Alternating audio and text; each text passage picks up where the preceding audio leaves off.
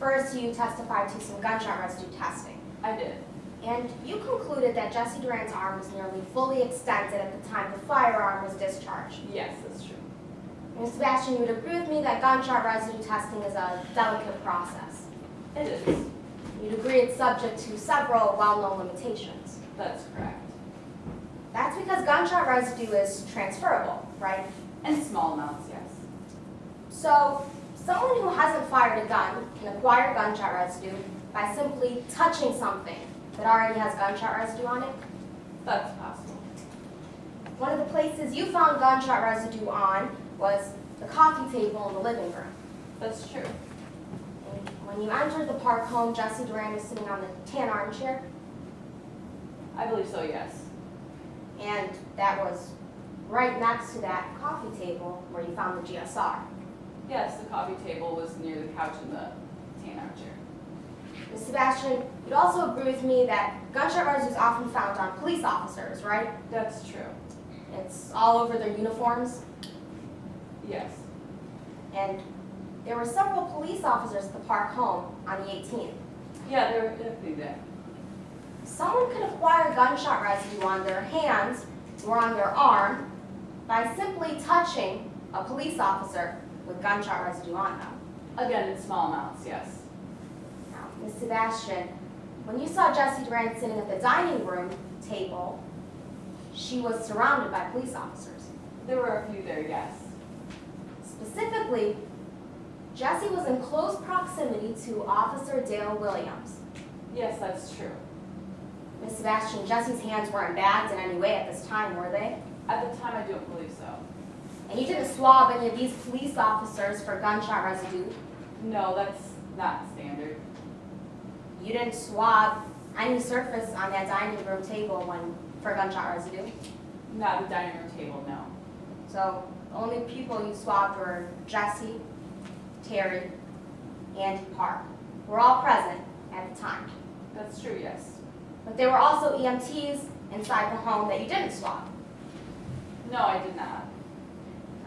Ms. Sebastian, I want to talk to you about these fingerprints and the testing you conducted. Of course.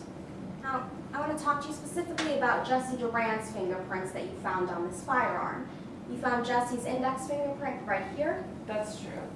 and you found Jesse Duran's right pinky right here. That's true. Now, Ms. Sebastian, you would agree with me that it would be difficult to hold a gun with your arm nearly fully extended when your pinky finger is placed right here. Well, I can't tell you when those fingerprints were placed there, but all I can tell you is the fingerprints that I found. So based on your conclusion, you can't tell us how Jesse Duran was holding the gun based on these fingerprints, is what you're saying? On the fingerprints... Objection to speculation. Your response, Mr. Your Honor, I'm not speculating going into anyone's mindset. I'm only asking her, based on her conclusions, how someone would be holding a gun. This witness has testified that she would be able to make this conclusion based on her testing, so I can cross-examine her on this matter. May I respond? Yes, you may. Your Honor, she's asking my witness to speculate as to how Jesse Duran was holding the gun. She was not there that day. There's no point in asking her this. Response. I'm asking her this based on her conclusions, and she has testified that she would be able to make these conclusions based on forensics, not on speculation. All right. This is cross-examination. Cross-examiner has wide latitude to cross-examine. I'm going to let her go into this area, and I'll note your objection, and it's always subject to argument, closing argument. So I'm going to allow you to explore this a little further, Mr. Shah. Go ahead. Yes, Your Honor. Would you like me to repeat the question? Please. Ms. Sebastian, you can't tell us based on this that Jesse Duran, the way that Jesse Duran was holding the gun, can you? My conclusion I came to with Jesse's arm, nearly or fully extended, came from my GSR testing and not the fingerprint analysis. So all you can tell us based on your fingerprint analysis is that Jesse's fingerprints were here, here and here. Yes, 3 and 4. And like you just mentioned, Ms. Sebastian, there's no timestamps on fingerprints. No, we don't have that technology yet. So you don't know when Jesse's fingerprints were here and here. No, not necessarily. So all you can tell us based on this is that at some point in time, Jesse touched the gun right here and right here.